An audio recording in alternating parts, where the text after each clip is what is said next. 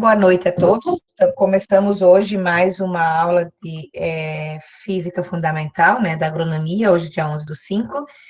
A matéria nossa de hoje, então, de Física Fundamental, vai ser a revisão para a prova de G1, tá? Então, nessa revisão aqui que a gente vai fazer para a prova de G1, eu vou passar para vocês mais ou menos os exercícios que a gente vai, que eu vou cobrar na prova, para que vocês deem uma olhadinha. Então, quem não tem as listas na mão, não tem problema, tá? Porque aí vocês vão anotar aí os exercícios que vocês vão fazer, e aí depois da anotação ali, daí eu vou tirando as dúvidas com vocês, tá?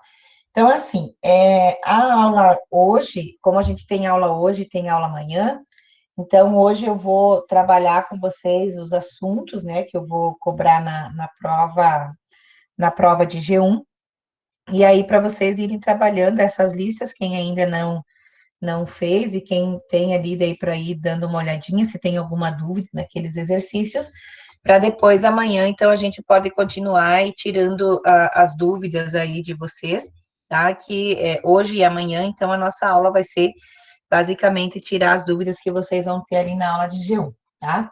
Então, conforme os professores já devem ter conversado com vocês, na terça-feira passada, no final da tarde, a gente recebeu aí um e-mail da coordenação, então, permitindo que a gente possa fazer as nossas provas online, né?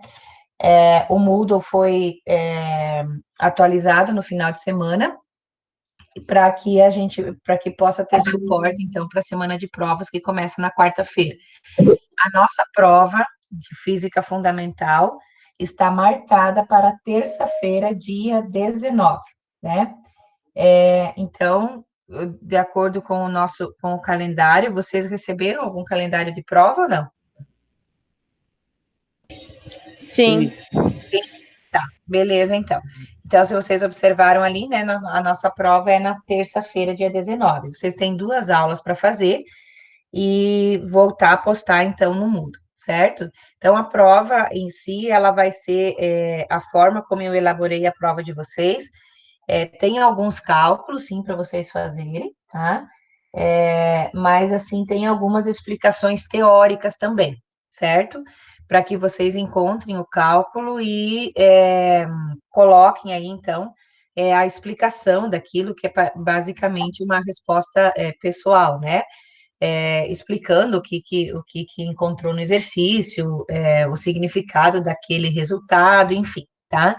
Para que a gente possa avaliá-los de uma forma mais coerente, então, já que vocês estarão fazendo essa prova em casa, né, e provavelmente vão consultar algumas coisas assim. O ideal é que vocês façam sem muita consulta, né, para saber de fato aquilo que vocês sabem.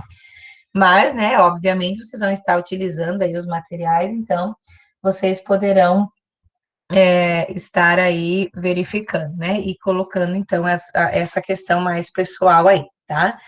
Eu fiz um levantamento aqui, então, gente, o nosso conteúdo, tá? O nosso conteúdo para a prova, então, vai até o mapa número 9, tá? Então, eu vou colocar aqui, ó, para que vocês não se percam depois, certo? Então, vou pôr aqui, ó, revisão G1, tá? Então, até onde vai a nossa prova, tá? Então, a prova vai até o mapa 09, tá? Então, é até aí. O nosso mapa 09, então, vai abranger aí até movimento retilíneo uniforme, tá? Então, o que a gente tem ali, ó? O que eu vou cobrar na prova, na verdade, de vocês? Então, o primeiro mapa era só uma revisãozinha de notação científica, enfim, né, que a gente tinha lá, tá? Então, vocês vão ter lá, os conteúdos que vocês vão ter na prova grandezas físicas, né? Então, dentro dessas grandezas físicas que vocês vão ter aí, então, tem os vetoriais e os escalares, né? Então, é isso que a gente vai ter lá. Então, o que vocês vão ter que definir? o que que é uma grandeza vetorial, né? Vão ter que saber o que que é uma grandeza vetorial e vão ter que saber o que que é uma grandeza escalar, tá? Então, lembrem desses dois conceitos. Esse é o principal conceito do mapa 1, tá? Que é a primeira coisa que eu vou cobrar na prova, que na verdade é o mapa 3 já, que vocês vão ter aí, tá? Grandezas escalares e grandezas vetoriais, que é a questão dos vetores, certo? Isso vocês têm lá no mapa 3. E aí tem uma listinha, tá? Uma lista de vetores aí que eu dei para vocês em sala, certo? Então, essa lista de vetores que eu trabalhei em sala para vocês é essa daqui, ó, tá? Que tem todas as figurinhas bonitinhas aqui dos vetores, ó, tá? Então, esses vetores aqui, ó, tá? Essa listinha que vocês têm ali no mapa 3, que são dos vetores, então, vocês tem que saber fazer ali, né, os vetores, por exemplo, as questões ali, ó, que eu vou pedir para relacionar, tá? As equações ali, né, e tal, das questões, então, nessa lista 1, então, essa lista é a lista 2, tá? Que vocês vão estudar, certo? Então, lista 02, tá? Vocês vão fazer aí os exercícios, tá? O que que eu vou cobrar na prova dessa lista 02, tá? Os exercícios, número 1, que vocês têm que saber o que que é um escalar, o que que é um vetorial, como seus exemplos, tá? O exercício número 3, o exercício número 4, tá? E o exercício número 7, ok? Então, da lista 2, que é essa daqui que vocês têm, tá? Que tá no mapa 3, eu até vou colocar aqui do ladinho, para vocês depois não se perder, tá? Então, grandezas físicas, que é o mapa 3, escalares e vetoriais, tá? Essas listas aqui, 1, 3, 4 e 7, certo? Esses exercícios. O que que vocês têm que lembrar, gente, desses exercícios específicos aqui, tá? Quando a gente tem grandezas vetoriais, grandezas físicas, na verdade, né, que a gente divide essas grandezas como escalares e vetoriais, todas essas nossas grandezas, qualquer grandeza física, a gente determina ela dentro dessas duas, tá? O que que é uma grandeza vetorial? Toda vez que a gente tem um vetor, tá? Para que a gente determine esse vetor, nós precisamos que ele tenha uma direção, tá? Uma direção e um sentido, certo? Todo vetor, toda grandeza vetorial, para ela ser completamente conhecida, eu preciso dar a ela uma direção e um sentido. E uma grandeza escalar, eu só preciso dar um valor, né, um valor numérico e uma unidade, tá? Uma unidade de medida. Por exemplo, lembra que eu comentei com vocês assim, ó, quando a gente fala em velocidade, quando a gente fala em força, isso são grandezas vetoriais, por quê? Porque toda vez que eu aplico isso, eu preciso dizer para onde ela vai, tá? Então, se eu precisar perguntar para onde vai, é sempre um vetor. Então, uma grandeza vetorial é uma grandeza física que precisa, para ser conhecida, um módulo, uma unidade de medida, uma direção e um sentido, tá? Então, eu preciso perguntar para essa grandeza para onde ela vai. Se é para a direita, para a esquerda, para cima, para baixo, enfim, tá? E uma grandeza escalar é o quê? É aquela que você não precisa determinar direção e sentido, né? Então, por exemplo, de uma grandeza escalar é temperatura, volume, o que mais? Massa, essas coisas eu não preciso perguntar para onde vai. Então, ela sempre vai ser um escalar, tá? É isso que vocês precisam determinar. E aí, dentro dessas grandezas vetoriais e escalares, né, os vetores que a gente tem que fazer as operações. Então, quando a gente coloca operações com vetores, o que que a gente pode ter? Vetores que têm a mesma direção e o mesmo sentido, né?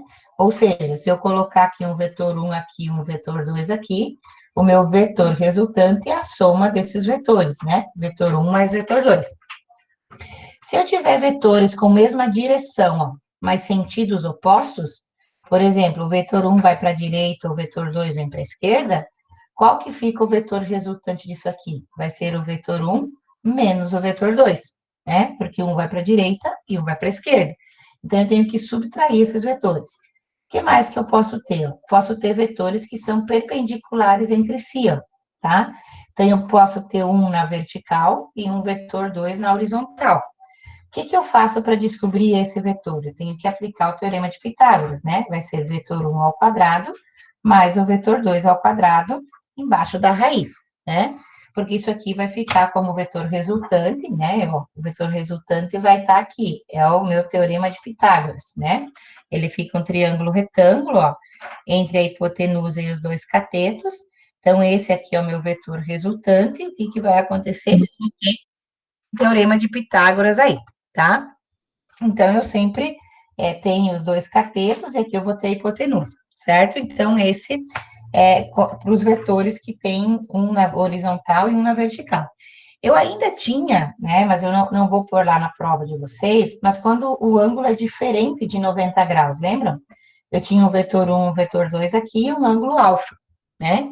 Então, eu tinha um ângulo entre esses vetores diferente de 90. Aí, o meu vetor resultante seria a raiz de V1 ao quadrado, mais o vetor 2 ao quadrado, mais duas vezes o vetor 1, vezes o vetor 2, vezes o cosseno do ângulo, né? Então, era isso aqui que eu tinha lá, tá? Então, toda vez que eu tiver vetores, o que vocês têm que lembrar? Principalmente, né, que é o que eu vou cobrar, esses três primeiros aqui, ó, tá? Dentre esses três primeiros, vocês precisam saber. Então, naquele mapa no mapa 3, né, que é o primeiro dos mapas, na verdade, com conteúdo específico de vocês, tá? Vocês precisam saber sobre grandezas físicas. O que é uma grandeza vetorial? O que é uma grandeza escalar, tá?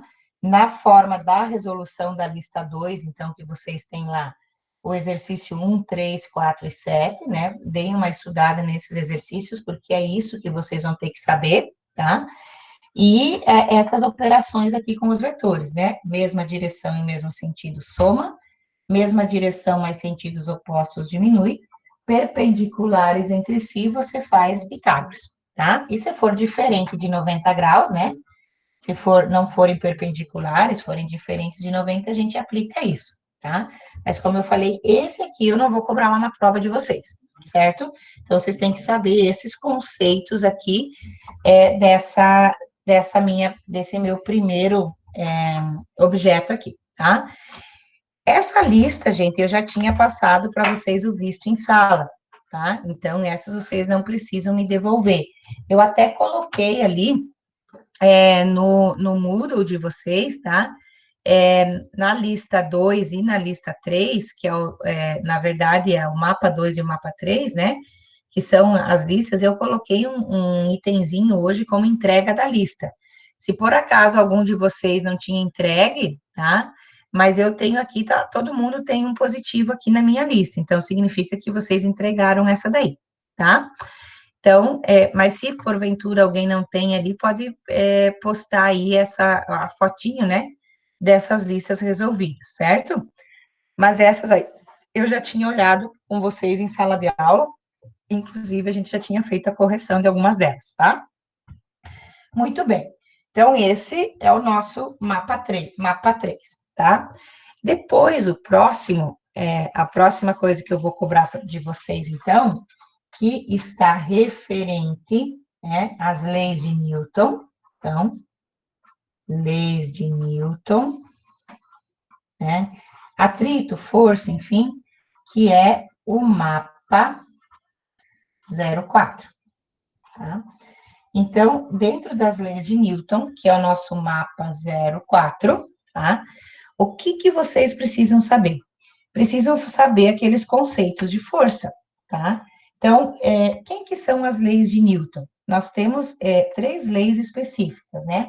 A primeira, tá? Porque, ó, vejam, gente, vocês vão precisar saber fazer os exercícios, tá? E explicá-los, né? Vocês vão ter que determinar algumas explicações teóricas ali dentro das leis de Newton, tá? Então, a primeira lei, tá? Qual que é a primeira das leis de Newton? É a lei da inércia, tá? O que significa a lei da inércia? que corpos em movimento tendem a permanecer em movimento e corpos em repouso tendem a permanecer em repouso. Isso é a lei da inércia. Mas o que significa a inércia de um objeto? Toda vez que você tiver um objeto num seu estado de inércia, inércia significa o quê? A quantidade de matéria que esse corpo possui. Quanto mais massa esse corpo tem, maior é a sua quantidade de inércia. Por isso que é mais difícil de eu colocar um corpo em movimento ou de eu parar um corpo em movimento, se ele tiver bastante massa. Tá? As duas proposições são iguais, né? Quando eu tenho, por exemplo, lembram que eu usei para vocês um exemplo de um caminhão e de um carro pequeno lá na sala de aula, né? Se eu tiver um caminhão, ele tem uma massa grande, tá? E então eu preciso de uma força muito grande para colocar esse caminhão em movimento ou para parar esse caminhão, tá? Então as duas coisas são, digamos assim, iguais, né? A quantidade de inércia de um objeto sempre é a quantidade de matéria que você tem. Então a lei de Newton, que é a lei da inércia, me diz que corpos em movimento tendem a permanecer em movimento e corpos em repouso tendem a permanecer em repouso, desde que não haja nenhuma força externa agindo sobre eles, tá? A segunda lei, a segunda das leis de Newton, tem a ver com o princípio fundamental da dinâmica, né? Ó, vou colocar aqui só a dinâmica, que é o princípio fundamental da dinâmica. Quem que é o princípio fundamental da dinâmica? É a questão da força resultante, que é sempre a massa vezes a aceleração, tá? Lembram lá que a gente fez vários exercícios, né? Eu fiz vários exemplos lá no quadro com vocês ainda, quando a gente estava no presencial, que a segunda lei de Newton, que é o princípio fundamental da dinâmica, me diz que qualquer força resultante que atue sobre um corpo sempre vai ser igual a massa vezes a aceleração. O que significa essa força resultante aqui, gente? Significa que eu posso ter corpos em equilíbrio. Toda vez que eu tiver um corpo em equilíbrio, tá? Essa força resultante vai ser nula. Quais são as condições de equilíbrio que a gente tem na mecânica? Ou o corpo, né? Ó, eu posso colocar aqui, ó. Se eu quiser as minhas condições de equilíbrio, né? Ou o corpo vai ter uma velocidade constante, tá? Ou o corpo vai ter uma velocidade igual a zero, que significa que ele está em repouso, certo? Então, ó, essas duas são as duas principais condições de equilíbrio. E ainda dentro dessa lei da dinâmica, né, do princípio fundamental, quem é que a gente tinha lá como determinação? Nós tínhamos a nossa força peso, né, que era uma das forças que a gente usava, e a força peso sempre vai ser quem? Massa vezes gravidade, né? E nós tínhamos também a força elástica. Lembra? Quem era a nossa força elástica? Nossa força elástica aparecia toda vez que eu tinha um elástico qualquer, alguma coisa que se tinha elasticidade, se deformava, né? Então, a nossa força elástica era quem? K vezes X, né? A constante elástica da mola vezes a deformação dessa mola aqui, ó. Então, eu tinha que saber disso, ó, dentro das minhas forças, né? Essa força resultante aqui significa o quê? Que se um corpo está em equilíbrio, o somatório de todas as forças aplicadas nele vai dar zero, tá? Então, a minha força resultante aplicada nesse corpo vai ser zero. O que mais que eu tinha lá como força? Eu tinha mais uma força, né? Que é uma que a gente usa bastante também, que era a força de tração, tá? Quem que era a minha força de tração? Ela aparecia toda vez que eu tinha um fio qualquer. E ela não tinha uma equação determinada, né? A força de tração não tem uma equação determinada, por quê? Porque eu preciso saber de acordo com a forma que esses exemplos tomam, né? Que os meus problemas aparecem. Por exemplo, lá, né? A gente tinha algumas situações dentro das aplicações das leis de Newton, né? Vamos pensar aqui que eu tinha um corpo A preso num fio por um corpo B que era puxado aqui, né? Ó, corpo A, um corpo B e uma força F, tá? Então, se eu tiver que achar a velocidade, a aceleração desse corpo, na verdade, eu procurava sempre a velocidade, a aceleração, né? E a força de tração, por exemplo, nesse fio. O que eu tenho que pensar? Eu tenho que pensar nas forças que estão aplicadas nesses corpos. Ó. Se eu isolar minha força de atrito nesse primeiro caso, né? Se eu desconsiderar a força de atrito, o que é que eu tenho aqui? Ó? Tenho uma força F vindo para a direita, uma tração vindo para a esquerda, uma outra tração vindo para a direita no corpo B, né? Então, o corpo A tem quem? A força F para a direita, menos a tração para a esquerda. O corpo B tem a tração que vai para a direita. Então, se eu tiver que fazer, por exemplo, encontrar aqui quanto vale essa tração, né? Se eu estou pedindo aqui, por exemplo, assim, ó, quanto vale a tração e quanto vale a aceleração desse objeto, eu tenho que montar o princípio fundamental da dinâmica. Eu tenho que montar essa força resultante aqui. O que é a força resultante? É tudo que vai para a direita menos o que vai para a esquerda, ou tudo que vai para cima menos o que vai para baixo.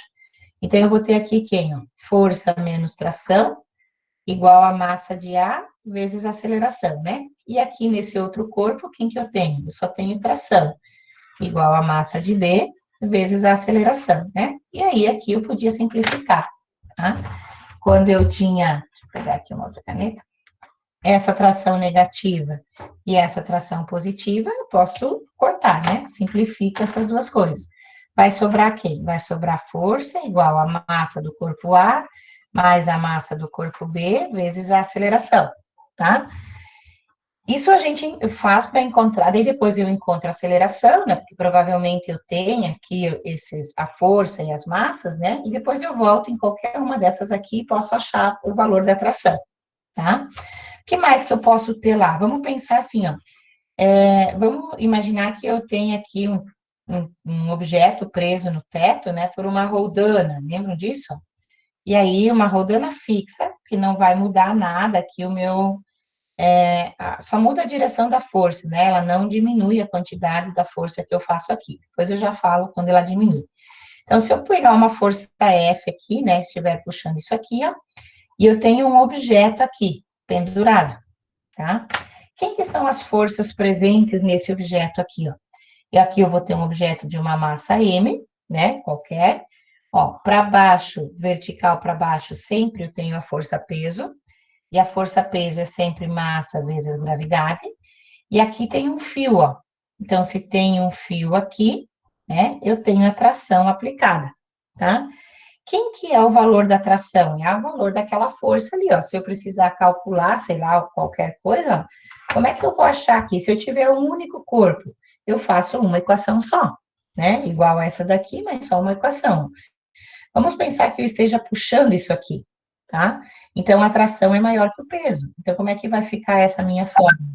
Vai ficar tração menos peso igual a massa vezes aceleração, tá? Isso aqui é muito comum, por exemplo, para vocês que vão trabalhar aí com talhas, enfim, né, com cordas, puxando alguma coisa, ó. O que que significa essa tração aqui, ó, essa força de tração? Significa a tensão que eu coloco nessa corda. Se eu puxar ela aqui com uma aceleração muito grande, a probabilidade que essa corda arrebente é maior do que se eu puxar ela devagar, né? Porque, claro, que depende muito da massa também, certo? Ó, depende dessa massa. Mas depende da massa, ó, depende da massa, mas também depende da aceleração, tá? Por que que depende da aceleração? Porque se eu acelerar a subida disso aqui, ó, a tendência é que essa tração aumente. Então, o cabo arrebenta com mais facilidade, tá? Então, a tração de um fio, ela está relacionada também com a tensão que esse fio sofre aí quando eu estou puxando esses objetos, né? E uma outra força que vocês tinham lá era a força de atrito, né? Quem que era a nossa força de atrito? Era o coeficiente de atrito vezes a normal, tá? Quem que é a minha normal? Essa normal aqui, ó, ela tem duas condições, né? Por que que eu tenho duas condições? Porque no mesmo objeto que eu tinha lá da força de atrito, eu podia ter uma coisa chamada plano inclinado, né? Que isso tudo eu expliquei lá para vocês. Então, o que que era um plano inclinado, por exemplo? Se eu tinha um objeto aqui, né, sendo puxado numa superfície inclinada com um ângulo alfa aqui, por exemplo, eu colocava um objeto qualquer aqui, né? E aí eu conseguia trazer esse objeto para cá. Eu posso puxar esse objeto aqui, assim como esse objeto pode vir a deslizar espontaneamente para cá, tá? Então, vamos pensar assim, ó, se esse objeto a tendência desse objeto é deslizar. Então, para cima é o mesmo que eu tivesse a força da atrito, né? E para baixo aqui eu tenho uma coisa chamada de PX, tá? Por que que eu tenho esse PX? Porque vejam bem, ó, se eu for traçar aqui, ó, vertical para baixo, eu sempre tenho peso, ó, tá? 90 graus, ou seja, perpendicular a essa superfície, ó, uma linha imaginária traçada aqui, eu vou ter uma coisa que eu chamo de normal, tá? Então, se eu traçar essa normal aqui, o contrário dessa normal vai ter uma força aqui que eu vou chamar de PY, tá? Lembram disso que eu expliquei para vocês? Isso aqui eu expliquei ainda na presencial lá na sala, né? Ó, para cá eu tenho a normal, e essa força normal é igual ao PY, né? E paralela à minha superfície eu tenho PX, ó. Esse ângulo que faz esse ângulo alfa aqui vai ser o mesmo ângulo alfa que eu faço aqui, ó, tá? Então, aliás, que eu vou fazer aqui, né? Então, sempre quando eu fizer isso daqui, ó, esse aqui é a minha hipotenusa, né? Aqui vai ter o meu ângulo alfa. Isso aqui, o meu PY vai ser a minha hipotenusa, né? Ó, aqui é o meu P, desculpe, deixa eu ver, esse aqui é o PY, isso, esse aqui, e aqui eu vou ter o PX, tá? Então, vejam bem, ó, lembram que eu passei para vocês lá no quadro, ó, que quando a gente faz esse jogo aqui, ó, vertical para baixo, então é sempre o peso, contrária normal é sempre o PY, perpendicular à minha superfície, ó, tá? Eu vou traçar esse verde de volta aqui, ó, perpendicular aqui, paralela à minha superfície, desculpa, vai ser o meu PX, tá? Então, olhem, o PX, ó, aqui, né, ó, aqui vai estar o meu ângulo reto, tá? Então, vejam, ó, o que que eu tenho aqui, ó? O PX é o cateto oposto ao ângulo, e o PY é o cateto adjacente a esse ângulo. Então, nós tínhamos determinado lá ainda na sala de aula assim, né? Que se eu precisasse encontrar o PX, ia ser o próprio peso do objeto vezes o seno do ângulo formado, com o plano inclinado. Se eu tivesse que encontrar o PY, ia ser o próprio peso vezes o cosseno. O PX é o seno, porque ele é o cateto oposto, e o PY é o cosseno, porque ele é o cateto adjacente, tá? É esse ângulo aqui, ó, que eu tô, aliás, é esse cateto aqui, né, que eu tô fazendo aqui, ó. Então, toda vez que eu precisar encontrar num plano inclinado, então, ó, eu vou ter que encontrar o PX, que é a força que está paralela ao deslizamento, e o PY é a força que está perpendicular a esse deslocamento, tá? Que é a contrária à normal. Então, olhem, essa normal aqui, toda vez que eu for determinar essa normal para a força de atrito, eu tenho que lembrar assim, ó, que se a superfície for horizontal, tá? Se a minha superfície for horizontal, a normal vai ser igual ao peso. Então, é massa vezes gravidade. Se a minha superfície for inclinada, tá? Se a minha superfície for inclinada, a normal, então, ó, essa normal aqui, ela vai ser igual ao PY, que é essa que desce aqui, tá? Então, vejam, ó, eu tenho duas condições para essa normal na força de atrito. Ou ela é igual ao peso, se for numa superfície plana, ou ela é igual ao PY, se for numa superfície inclinada, tá? Então, sobre as leis de Newton, gente, e aí nós temos a última, né? Eu falei da primeira e da segunda, e aí eu tenho a terceira lei, tá? Quem que é a terceira lei? É ação, aqui, ação e reação, tá? Se eu pegar a terceira lei de Newton, para ação e reação, o que que a ação e reação me diz para a terceira lei? Que para toda força de ação há sempre uma força de reação, de mesma intensidade, mesma direção, mas sentidos opostos. O que que isso significa? Significa que se eu der um soco na mesa, a mesma força que eu aplico na mesa presa aplica na minha mão, né? Então, o que que acontece? Eu aplico eu faço uma ação para baixo, a mesa sofre e aplica uma reação para cima, tá? Isso me faz pensar que toda vez que, por exemplo, lá quando a gente fala de conservação de movimento, né? Para toda ação existe uma reação, mas sempre de sentidos opostos, tá? Elas têm o mesmo valor, mas o sentido é sempre contrário àquela que eu fiz a ação. E um corpo não pode fazer ação e sofrer a reação ao mesmo tempo, tá? Lembram disso que eu expliquei para vocês, que, por exemplo, a gente não pode se erguer pelos cabelos. Por que que nós não podemos nos erguer pelos cabelos? Porque nós fizemos a ação e sofremos a reação. E isso não pode acontecer, tá? O princípio básico da terceira lei me diz que é esse princípio da ação e reação, eles têm que ser aplicados, né? A ação é feita por um corpo e a reação é sofrida por outro, tá? Então, eu sempre tenho um par de ação e reação, ok? Então, essa é a terceira das leis de Newton. Muito bem, a terceira lei de Newton, que está lá no mapa 4, né, de vocês, tá? Tem essa listinha aqui que vocês fizeram, ó. Eu entreguei essa lista para vocês nas salas de aula e depois a gente fez ela online, né? Eu mandei ela online para vocês ali, para a gente fazer, tá? Quais os exercícios, então, que vocês vão fazer na lista do mapa 4? Tá? Deixa eu organizar agora aqui mais um rascunho, tá? Então, vamos lá. No mapa 4, que vocês têm lá da lista. Quais os exercícios que vocês vão estudar com mais afinidade aí, tá? Com mais afinco para poder fazer a minha prova. Então, vocês vão ter ali, ó, a questão número 1, tá? Que fala do princípio da inércia. A questão número 3. A questão número 4.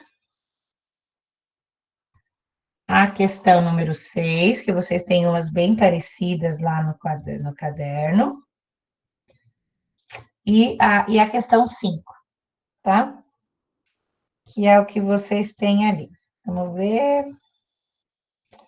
E a 9, tá? Então, é isso que vocês vão estudar mais, né? Deem uma boa olhada nesses exercícios aqui, ó. 1, 3, 4, 5, 6 e 9, tá? Que é essa listinha aqui, ó. Que vocês têm que estar lá no mapa 4, tá? Tem essas roldanas aqui também, mas eu não vou cobrar roldanas ali por dias de vocês, tá?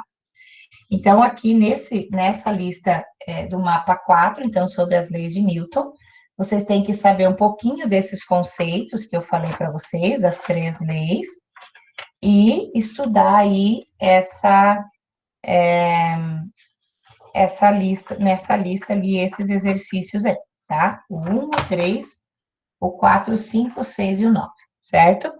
Essa lista, gente, que tá no mapa 4, eu só quero ver com quem está aí, ó.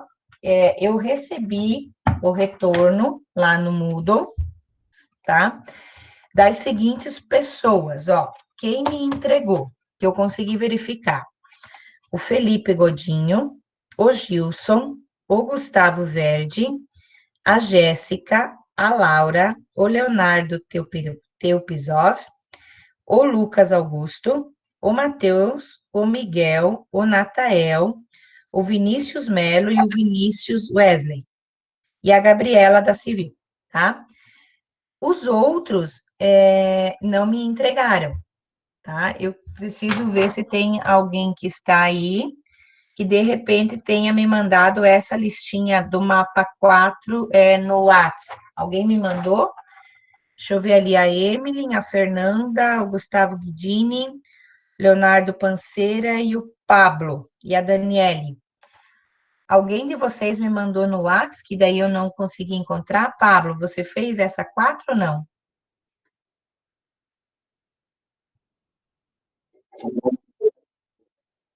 Não fiz essa não, vou fazer agora. Já Gustavo Guidini?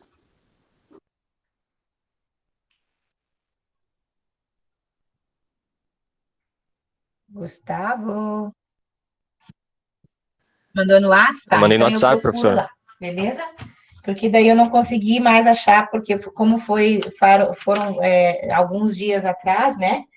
E aí eu vou colocar aqui, então, para mim verificar no WhatsApp se você me mandou, tá?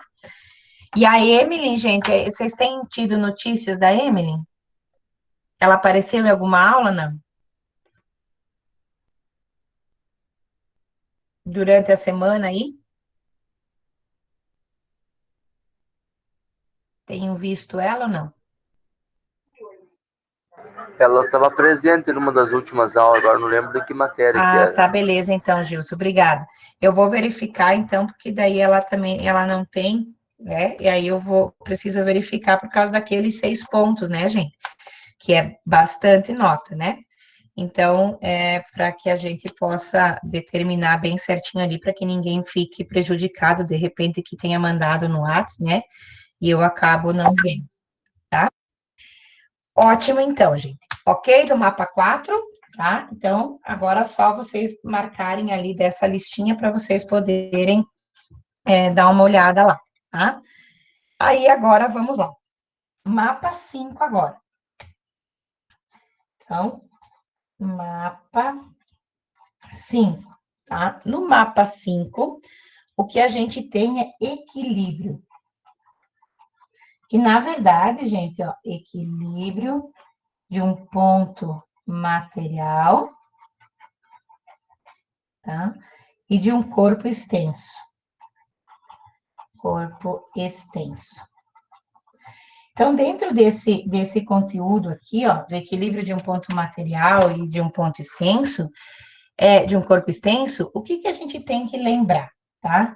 Que aquilo que eu falei antes lá das leis de Newton, né? Que a gente tem 2 condições de equilíbrio, certo? Nós podemos ter um equilíbrio de translação, tá? E podemos ter um equilíbrio de rotação. Tanto faz, tá?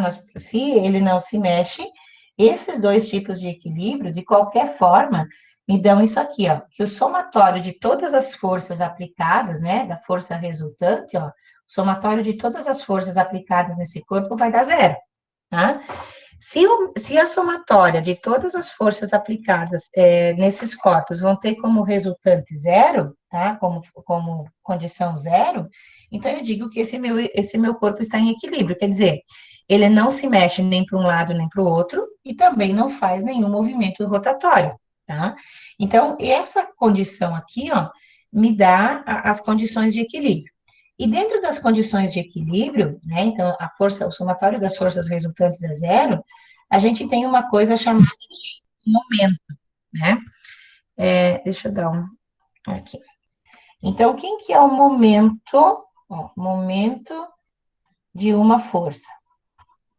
Então, toda vez que eu aplico esse momento de uma força, quem que é o momento? O momento é alguma coisa que eu vou, uma força que eu aplico num objeto para que ele não gire, né? Ou para que ele gire em torno de um único ponto.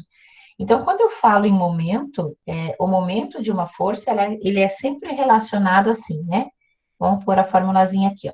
O momento de uma força sempre vai ser a força vezes a distância, tá? Essa força aqui é a força aplicada, essa distância é a distância da força. O que significa isso? Ó? Que se eu tiver, por exemplo, um ponto de apoio aqui, né? Se eu tiver um ponto de apoio, e aqui eu tenho, por exemplo, sei lá, uma viga qualquer, ó, né? Eu tenho uma viga aqui, o meu momento é relacionado ao meu ponto de giro, tá? Esse aqui é o meu ponto de apoio. Significa o quê? Que todas as forças que eu tenho antes do ponto de apoio têm que ser igual às forças que estão aplicadas depois do ponto de apoio, né? Para que esse objeto fique em equilíbrio, ou seja, ele não tenha nenhuma rotação, que é a questão do meu momento, tá? As forças aplicadas antes e depois desse ponto devem ser iguais. Então, o que é o momento de uma força? O momento de uma força está relacionado com a força aplicada, né, ou com o somatório de todas as forças aplicadas em relação a um ponto fixo, tá? Que é o meu ponto de giro, digamos assim. E o somatório de todas essas forças, né, ou o somatório de todos os momentos, tem que dar 0. Se o somatório de todos os momentos dá 0, então eu digo que o meu corpo está em equilíbrio de rotação, né? Ele não rotaciona em nenhum lado, ó.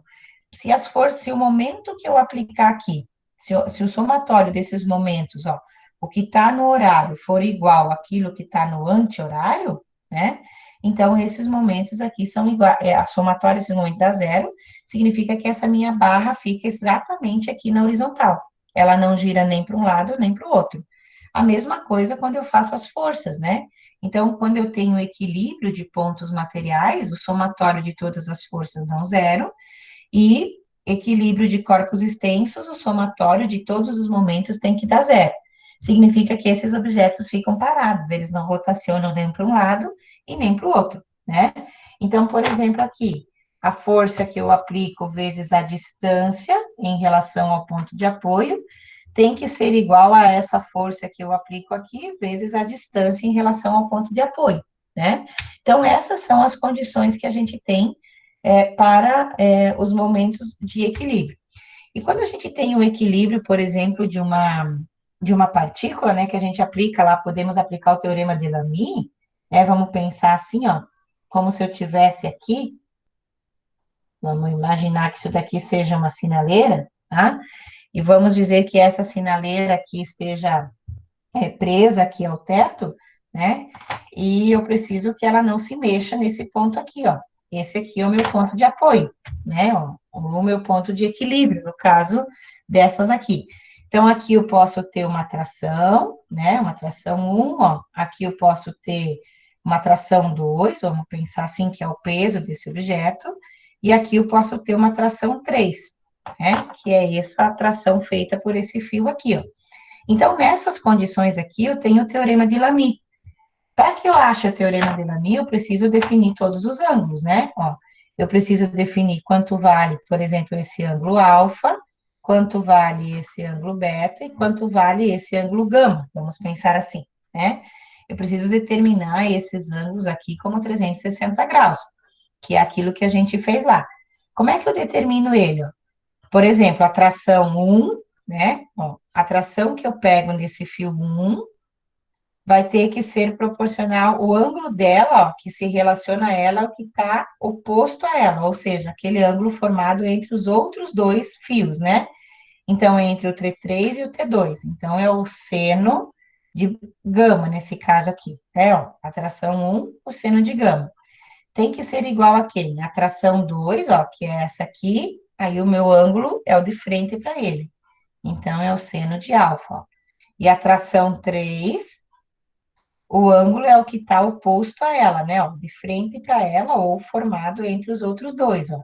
Então, se eu estou com a T3, o ângulo é formado entre T1 e T2. Então, é o seno de beta, né? Então, a gente tem ali alguns exercícios que eu também quero que daí vocês olhem, tá? Então, nesse mapa 5, tá? Ó, nesse mapa 5, é isso que está falando ali, da questão do momento e a questão da partícula, né? Um equilíbrio de um corpo extenso, que se refere ao momento de uma força aplicada, tá? O momento é sempre quem? O momento é a relação entre a força que você aplica no determinado ponto e a distância do braço dessa força aplicada em relação a esse ponto de giro, tá? E se o somatório desses momentos der zero, significa que esse corpo está em equilíbrio, né? E aqui eu tenho as trações dos fios, então, que é de uma partícula, equilíbrio de uma partícula. E aí eu uso o teorema de Lamy, tá? Eu posso fazer isso aqui por decomposição também, né? Se eu tiver mais que 3 forças aplicadas, eu preciso fazer por decomposição. Então, aqui, ó, nesse mapa, os exercícios que vocês vão fazer, tá? Que vocês vão estudar mais especificamente ali, ó, é essa lista aqui, né, gente, ó. É essa lista que vocês têm lá no mapa 5, tá? Então, esses aqui, ó, vocês vão dar uma boa olhada no exercício 1, tá? No exercício 2, aí no exercício 6, que é de alavancas ali, tá? No exercício 8 e no exercício 10, tá? Então, desses 10 exercícios que vocês têm ali, eu selecionei metade, ok? Então, 5 para vocês darem uma boa estudadinha ali, que é o que vai estar parecido para vocês lá na prova, tá? Então, dessa lista do mapa 5, isso que vocês vão fazer ali. A do mapa 5, tá? Então, vamos lá. Mapa 5, quem não me entregou a lista? Quem não me entregou, eu já vou falar quem não me entregou, que daí fica mais fácil, tá? A Emily, de novo, a Fernanda, Gustavo, você me mandou, Guidini, você me mandou lá no WhatsApp também esse? Você lembra? Mandei lá também, prof. Então, tá bom. Então, beleza, eu já olho lá, daí depois eu já coloco. Então, Leonardo Panceira. Leonardo tá aí ou não? Acho que não, né? Tá só o outro Leonardo. Tá. Deixa eu ver quem mais aqui. Pablo, tu fez essa ou não? Essa eu não tô lembrado se eu fiz, mas se eu não me engano, eu mandei no WhatsApp. Tá, então veja, eu vou anotar aqui, Pablo, tá? Do ladinho para mim olhar no WhatsApp, daí eu vejo e depois eu te falo, tá? Mas daí qualquer coisa eu peço para você me mandar de novo, beleza? Deixa eu ver quem mais aqui. Vinícius Melo. Você fez essa listinha? Você lembra de ter Eu me não tô mandado? lembrado, prof. Ó, essa aqui, ó, tá?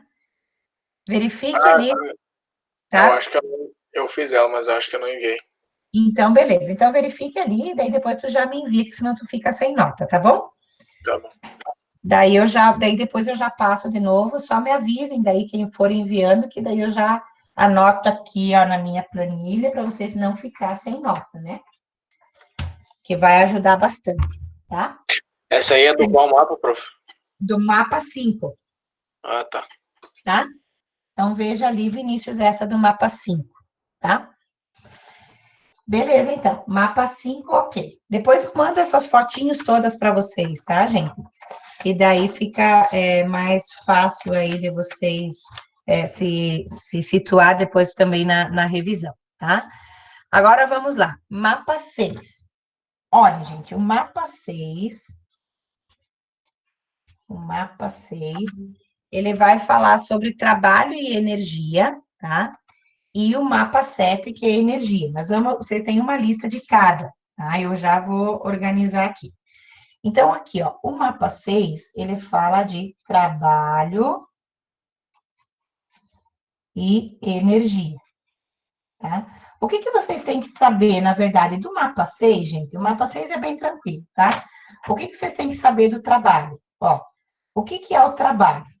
Toda vez que eu falo em trabalho, o trabalho está relacionado com o gasto de energia, tá? Então, toda vez que eu realizo um trabalho, significa que eu estou gastando energia. E a gente costuma dizer, lembra que eu falei para vocês lá, que o trabalho é uma foda constante, né? Ó, cosseno de θ, certo? Então, trabalho é uma foda constante. Por que que é uma foda constante? Ó?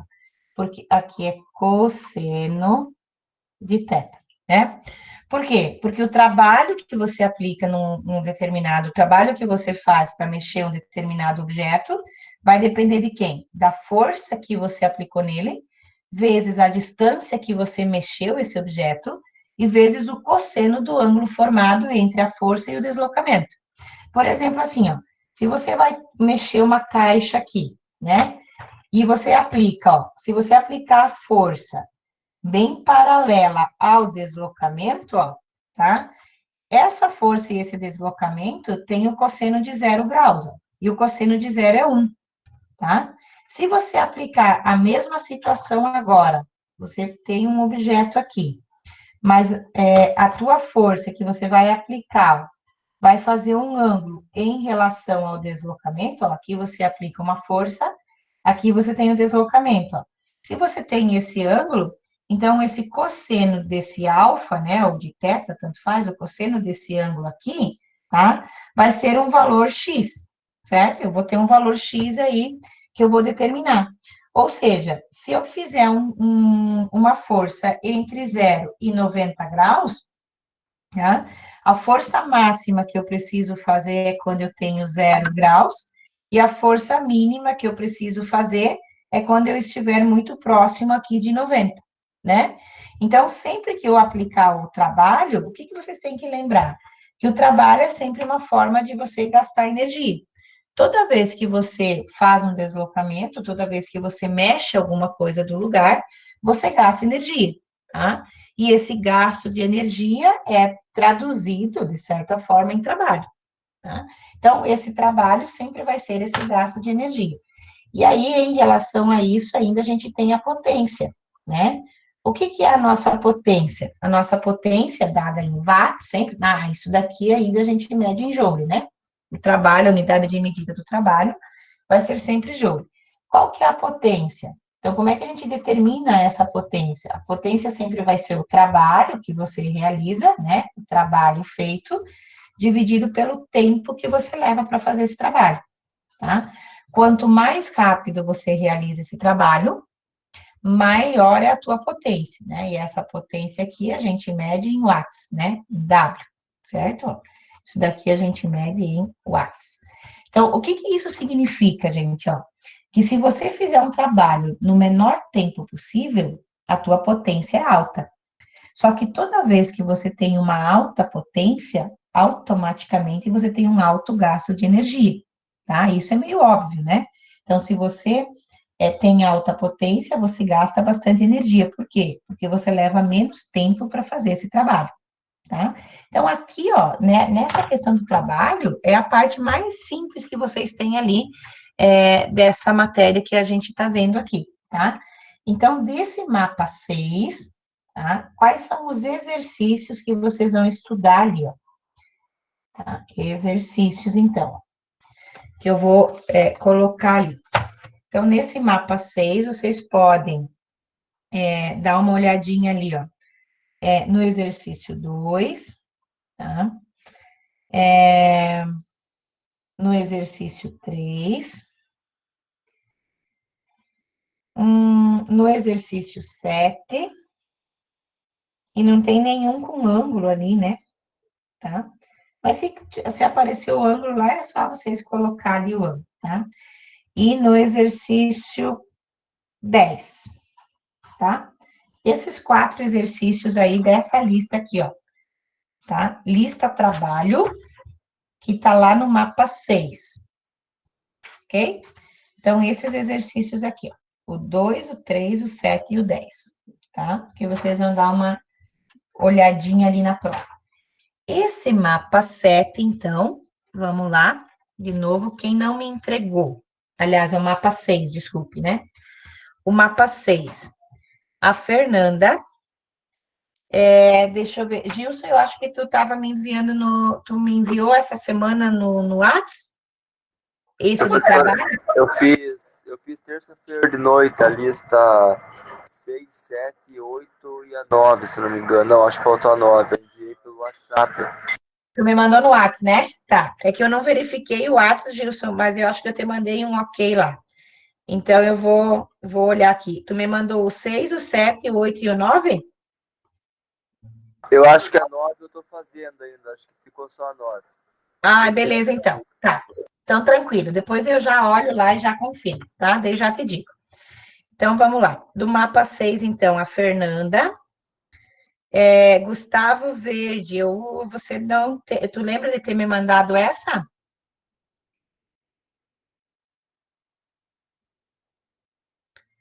Gustavo Verde. Gustavo Henrique, tá aí? Tá nada. Bom, Gustavo não mandou. Ele tá presente aí, mas não tá presente, né? Gustavo tem que me mandar, então, do mapa 6. Leonardo Panceira também não. Pablo, lembra de ter feito esse? Não fiz. Tá, então daí você me envia ali, certo? Beleza, a Gabi também precisa me enviar, que não tá lá, tá? Veja, tem que pegar essa listinha de trabalho, qualquer coisa, depois eu te mando ela, mas eu acho que você tem lá veja no mapa lá. Já me mandou no WhatsApp, Gabi? Será que foi no WhatsApp antigo? Mas eu verifico daí.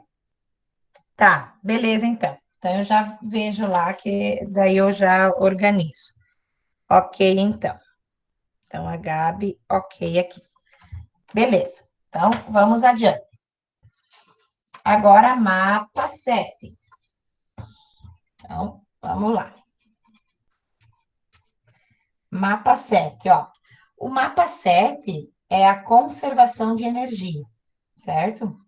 O que vocês têm que saber dessa conservação de energia? Bem simples também, tá? Eu vou cobrar uma questão lá muito tranquila de fazer dessas de conservação de energia.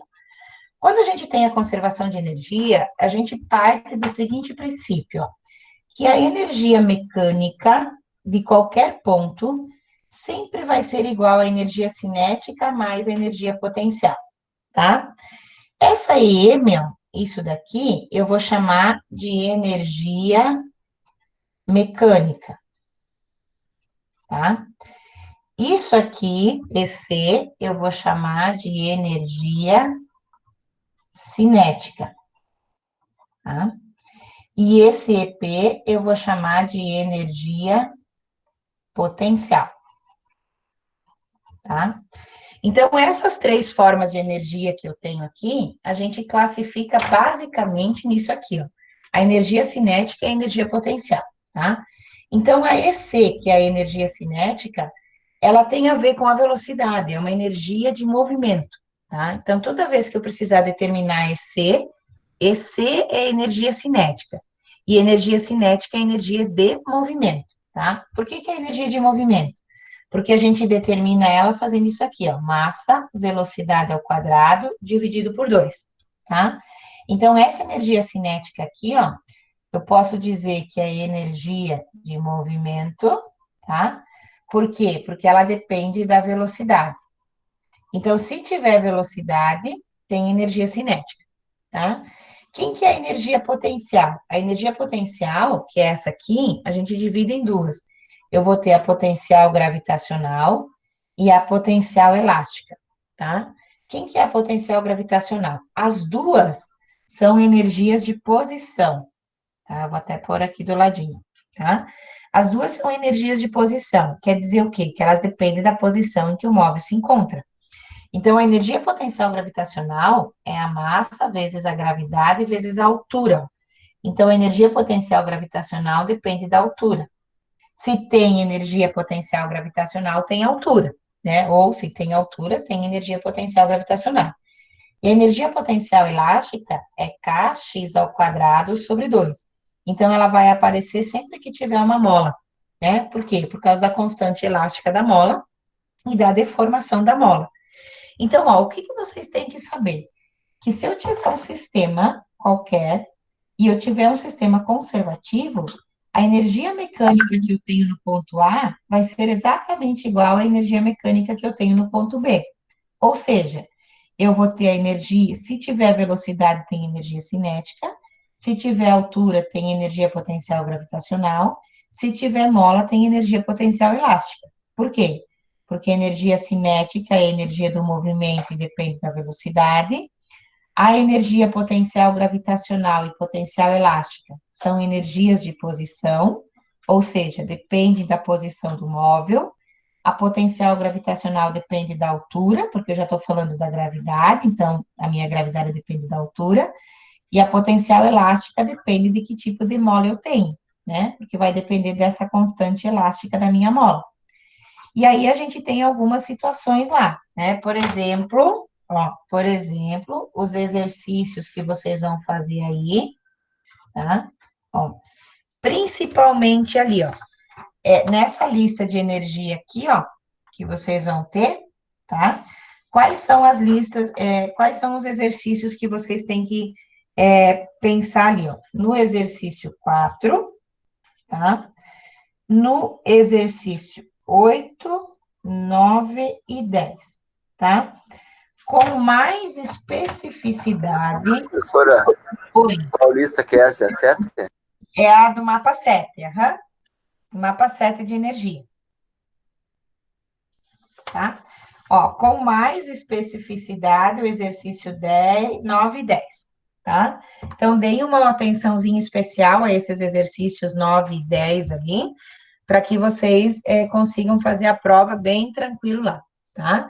Então, dentro das energias, é isso que a gente tem, certo? Nos sistemas conservativos, ok? Pessoal, eu vou passando agora meio rapidinho aqui todos os mapas. que amanhã a gente tem 4 aulas. Então, a ideia é eu fazer isso daqui hoje, tá? Separar os exercícios, para que vocês possam dar uma olhadinha e amanhã refazer esses exercícios e tirar todas as dúvidas, tá? Por isso que eu tô indo rapidinho, porque depois eu quero que vocês verifiquem cada um individualmente os exercícios que eu tô colocando aqui. Eu já vou mandar as fotos ali no grupo, tá? E aí, vocês verificando esses exercícios aí bem certinho, amanhã a gente tira as dúvidas aí, tá? Que daí eu acho que fica mais tranquilo da gente fazer, tá? Muito bem. Mapa 7 foi, agora mapa 8, tá? Mapa 8. Então, o nosso mapa 8 é movimento circular. Movimento circular uniforme. O que eu quero que vocês entendam do movimento circular, gente? Que toda vez que a gente tiver um movimento, a gente vai ter uma coisa que é movimento circular, né? Ele é um movimento que ele não é equilíbrio, tá? Por que ele não é um movimento de equilíbrio? Porque sempre tem uma força presente, tá? Então, a força centrípeta, que eu vou desenhar aqui, ó, está presente. Se a minha força centrípeta for 0, o meu movimento não vai ser circular, tá? Então, o movimento circular, ele não é um movimento, digamos assim, natural, tá? Ele é sempre um movimento forçado. Por que ele é um movimento forçado? Porque existe essa força centrípeta aqui, ó, tá? E quem que é essa minha força centrípeta? É a massa vezes a velocidade dividido, velocidade ao quadrado, né? Dividido pelo raio, tá? Então, sempre que eu precisar calcular a força centrípeta num determinado objeto, eu vou precisar dessa equaçãozinha aqui. Mas depende das posições que eu tenho, tá? As que eu quero que vocês deem uma olhada um pouco, desculpe, um pouquinho maior dessas forças centrípetas, por exemplo, assim, ó, vamos pensar no looping de uma montanha-russa ou num globo da morte, né? Vamos pensar aqui, ó, se eu tiver, a gente tinha algumas situações, né? Se eu estiver fazendo uma curva, tá? Uma curva numa estrada, uma curva plana numa estrada, tá? Vou fazer aqui assim, ó, curva plana, tá? Se eu tiver uma curva plana, o que eu vou ter? Que a minha força centrípeta vai ser igual à força de atrito, né? E é uma curva plana, então vai ser quem? mv ao quadrado dividido pelo raio, igual a m, né, vezes a gravidade, vezes o coeficiente de atrito, tá? Por que a força de atrito? Porque se eu determinar a força de atrito, e a curva é uma curva plana, né, a minha força de atrito é a normal vezes o coeficiente, certo? E daí, lembram lá, ó, se a minha curva é plana, a normal é quem? É o peso, né? Massa vezes gravidade, tá? Então, se eu tiver uma curva plana, é isso aqui que eu tenho que lembrar, que a minha força centrípeta sempre vai ser igual à força de atrito. Agora, vamos pensar assim, ó, que se eu tiver um globo da morte, né, ou um looping de uma montanha-russa, por exemplo, tá? Então, quando eu tiver isso daqui, o que eu tenho? Eu posso ter o objeto aqui em cima, né, no ponto mais alto, e posso ter o objeto aqui embaixo, no ponto mais baixo, ó, tá? Então, o que acontece aqui, ó, no ponto alto, né? No ponto mais alto e aqui no ponto mais baixo. São duas situações distintas, né? Aqui no ponto mais alto, olha o que eu vou ter. Eu vou ter a normal apontando para baixo, né? Porque é aquela que é perpendicular à superfície. E também eu vou ter o peso apontando para baixo, ó. Aqui no ponto mais baixo, eu vou ter quem, ó? A normal apontando para cima, mas o peso apontando para baixo, porque o peso é sempre vertical para baixo, sempre, em qualquer posição, o peso é sempre vertical para baixo, ó. Então, vamos pensar aqui em cima, ó. Se eu estou nesse ponto mais alto aqui, né, ó, nesse ponto mais alto, as duas flechinhas estão apontando para baixo, ó. Então, os meus dois vetores estão para baixo. Então, vai ser quem? O peso mais a normal vai ser igual à força centrípeta, né? E a força centrípeta, ó, vou até colocar aqui em cima, A força centrípeta sempre vai ser a massa, velocidade ao quadrado, dividido pelo raio, tá? Quem que é o raio, gente? O raio é isso aqui, né? A distância daqui até a borda dessa circunferência, tá? Se eu estiver nesse ponto mais baixo aqui, ó, eu preciso subir, né? Então, para mim subir, a normal tem que ser maior que o peso, ó. Então, vai ser quem? A normal menos o peso vai ser igual à força centrípeta, tá? Então, vejam, ó, no ponto mais alto, eu tenho isso aqui, ó. No ponto mais baixo, eu tenho isso aqui, tá? Então, num globo da morte, como esse aqui, ou no looping de uma montanha russa, quando eu tô lá em cima de ponta cabeça, ó, no ponto mais alto, eu vou ter o peso mais a normal igual à força centrípeta. Quando eu estou aqui no ponto mais baixo, eu vou ter que subir, então a normal tem que ser maior que o peso, ó. Então, vai ser normal menos peso igual à força centrípeta, tá? A mesma coisa acontece, ó, se eu tiver, por exemplo, agora numa lombada ou numa depressão, tá? Então, ó, se eu tiver aqui, agora eu tô na parte de cima da lombada, ó, tá? Professora, Oi, faz favor de levantar um pouquinho mais a folha. aqui. Oi? Tá aparecendo? Beleza. Tá? Então, ó, se eu estou aqui na lombada, se eu estiver numa lombada, o que que vai acontecer, ó? A normal, que é perpendicular à superfície, vai estar para cima e o peso vai estar para baixo. Se eu estiver aqui embaixo, ó, tá? No fundo aqui, numa depressão, num buraco para querer subir, eu vou ter quem, ó? Vou ter a normal para cima, tá? E o peso apontando para baixo, certo?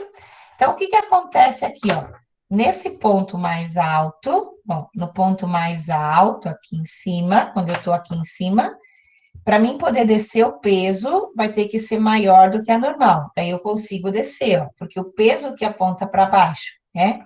Então, o peso é maior. Então, vem primeiro. Então, fica peso menos normal, igual a força centrípeta, ó, aqui no ponto mais alto, tá? Aqui no ponto mais baixo, ó, para mim conseguir subir, a normal tem que ser maior que o peso, ó. Então, a normal vem primeiro. Então, vai ficar normal menos peso igual a força centrípeta, tá? Então, ó, quando a gente faz um movimento circular, é isso que a gente tem que lembrar, tá? Vocês vão ter, eu vou colocar, ó, eu coloquei aqui 3 situações meio que distintas, né, para vocês estudarem. Então, quem que é a minha força centrípeta? É sempre, né, ó, quem que é a minha força centrípeta? É a massa, velocidade ao quadrado, dividido pelo raio. Então, se eu estiver fazendo uma curva numa estrada, a força centrípeta tem que ser igual à força de atrito. Se eu estiver num globo da morte, aqui, ó, tá? Né? Num globo da morte, num loop de uma montanha russa, eu tenho 2 situações, no ponto mais alto e no ponto mais baixo. Se eu estiver numa estrada que tem uma lombada ou uma depressão, eu também tenho 2 situações, no ponto mais alto e no ponto mais baixo, tá? Então, pensando nisso aqui, ó, o que que eu vou querer que vocês olhem lá, então? Quais são os exercícios da lista? Exercícios, tá? Os exercícios que vocês vão olhar aqui do movimento circular, que é essa aqui, ó, tá? Essa listinha aqui, que é a do mapa 8, vocês vão dar uma olhadinha ali. No exercício 6, tá?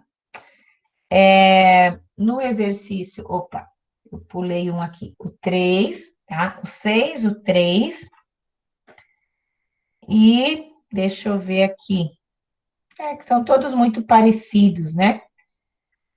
Ou pode ser o 6, o 3, o 10 e o 11, tá? Esses 4 também, ó. O 6, o 3, o 10 e o 11, vocês já fazem a prova tranquilamente ali, beleza?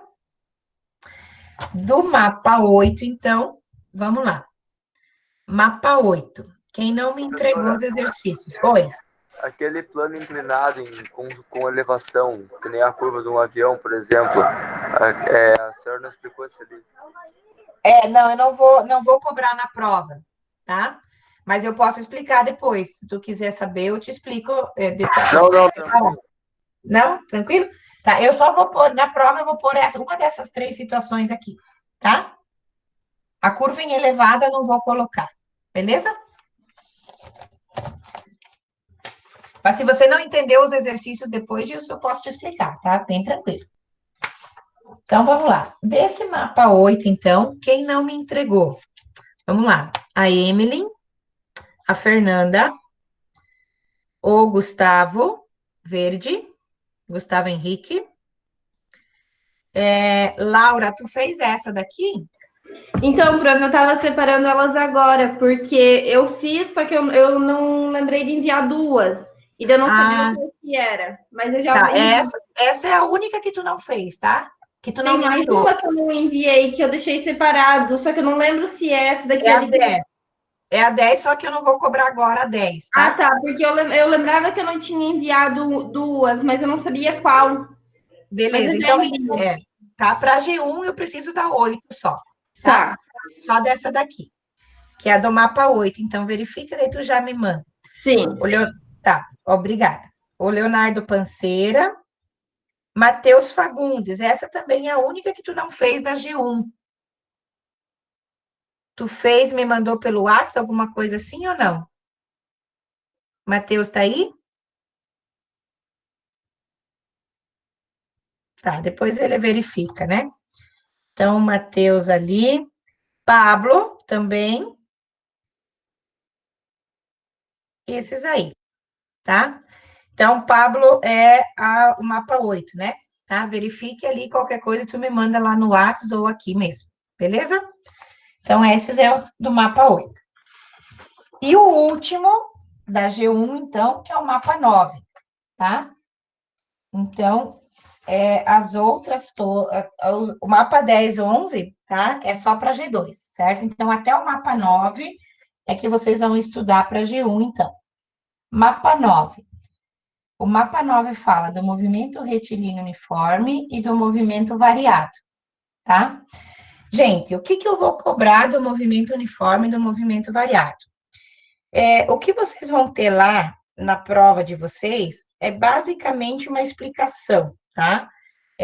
Eu não vou cobrar, assim, nenhuma conta mais específica dali. O que vocês têm que lembrar de saber? Que toda vez que eu tenho um movimento uniforme, tá? Ó, o que significa eu ter um movimento uniforme? É que o móvel percorre espaços iguais em tempos iguais, tá? E aí, toda vez que eu tenho um MU, que eu chamo de movimento uniforme, é essa a primeira condição que eu tenho, tá? O móvel percorre espaços iguais em tempos iguais. Então, eu tenho sempre uma velocidade constante, tá? Então, a velocidade tem que ser constante. E a equação que determina o meu movimento uniformemente variado, ou o meu movimento uniforme, é uma equação de posição, ó, que vai me dizer quem? Que o espaço final vai ser o espaço inicial mais a velocidade vezes o tempo, tá? E essa velocidade constante me diz que a aceleração vai ser igual a zero, tá? Então, ó, o que vocês têm que lembrar toda vez que vocês vão falar de um movimento uniforme? Vocês têm que lembrar que movimento uniforme é um móvel que percorre espaços iguais em tempos iguais. Isso significa que a velocidade desse móvel é constante e que a aceleração dele é zero. E a equação que determina o movimento uniforme é essa daqui, tá? A equação da posição, que a gente chama isso aqui, ó, de função horária da posição, tá? Então, essa é a definição ali para o movimento uniforme. E para o movimento variado, né, movimento uniformemente variado, MUV, o que a gente tem? Esse daqui, ó, significa que a velocidade aumenta uniformemente de acordo com a aceleração constante. Então, eu vou percorrer espaços diferentes em tempos iguais, tá? Então, o que acontece aqui, ó? Eu vou ter uma aceleração que vai ser constante e diferente de zero, tá? Então, a minha aceleração sempre vai ser constante e diferente de zero. A velocidade agora vai estar variando, tá? E quando eu faço isso daqui, eu vou ter algumas equações que definem o movimento uniformemente variável, que é a equação da posição, que vai ser relacionada com a velocidade e com a aceleração. Então, ó, a posição final vai ser a posição inicial, mais a velocidade vezes o tempo, mais a aceleração vezes o tempo ao quadrado dividido por 2, tá? Essa é a função horária da posição. A função horária da velocidade, que é a velocidade final, velocidade inicial, mais a aceleração vezes tempo, tá? Então, ó, eu tenho a função horária da posição e a função horária da velocidade, tá? Além disso, eu tenho a equação de Torricelli, né? Que é a velocidade final ao quadrado, a inicial ao quadrado, mais 2 vezes a aceleração vezes o espaço, tá? Essa equação aqui, ó, que eu chamo de equação de Torricelli, tá? Ela a gente usa quando? Quando a gente não tem tempo, né? Ó, se nós não tivermos tempo, a gente utiliza essa equação como a equação de Torricelli para poder resolver os meus problemas, tá? Então, vejam, ó, desse mapa 9, tá? Vocês têm que lembrar disso, do movimento retilíneo uniformemente variado, tá? E do movimento variado, ou uniformemente variado. Então, ó, o movimento só uniforme me diz o quê? Que o móvel percorre espaços iguais em tempos iguais, que a velocidade vai ser sempre constante e a minha aceleração vai ser zero. E que a função que define ela é essa daqui, né? Eu tenho uma função horária da posição. O movimento variado vai ter uma aceleração constante e diferente de zero, que vai fazer com que a velocidade esteja variando, tá? E as funções das posições são essa aqui, no movimento, né? Ó, essa é a função da posição, tá? Essa daqui é da velocidade, tá? E essa daqui que é a equação de Torricelli, quando a gente não tem tempo que a gente vai usar para fazer, tá? Então, nesses aqui, ó, usando essas equações aqui, a gente determina um monte de coisa, né? E aí, os exercícios, deixa eu passar agora aqui. Os exercícios que vocês vão fazer dessa lista de movimento uniforme, então, vai ser o movimento uniforme, tá? Porque tá dividido em duas partes a lista, né? Então, do MU, vocês vão precisar fazer o 2, tá? O 2 e o 3, tá? E do movimento variado, que é o MV, vocês vão fazer ali, ó, o 3, deixa eu ver ali, o 6 e o 8, tá? Então, ó, dos movimentos é isso que vocês precisam saber, certo? Para poder fazer ali os exercícios. E a prova, né? Essa lista 9, então, deixa eu só ver aqui, quem não me entregou a 9. A Emily, a Jéssica, você tá aí, né? Tu me mandou por WhatsApp, alguma coisa assim ou não?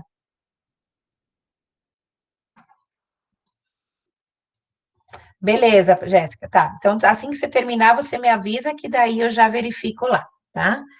Então, e o Leonardo Panceira. E o Pablo do céu.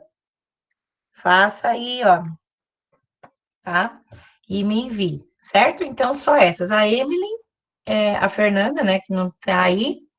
Daí, isso, a Emily, a Fernanda, a Jéssica, o Leonardo Panceira e o Pablo, tá? Então, façam ali as listas agora, né, verifiquem e me enviem. Daí, assim, ó, gente, eu vou tirar as fotinhos agora desse resumão que eu fiz para vocês agora, que já tem os exercícios para vocês fazer, tá?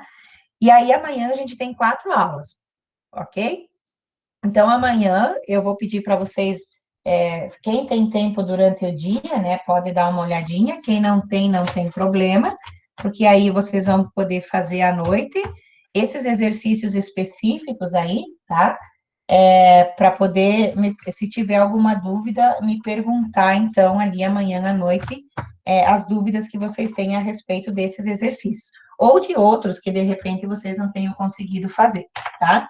Eu vou mandar ali no grupo do WhatsApp, então, agora, a foto dessa minha revisão aqui, para vocês terem ali. E também vou postar lá daí a aulinha da revisão, tá? E aí, amanhã a gente tem todo esse tempo aí para fazer, para tirar as dúvidas, né? Então, hoje eu fiz um apanhado geral, selecionei ali os exercícios, e aí amanhã a gente tira todas as dúvidas ali, vocês olhando para esses exercícios. Tranquilo? Alguém tem alguma pergunta?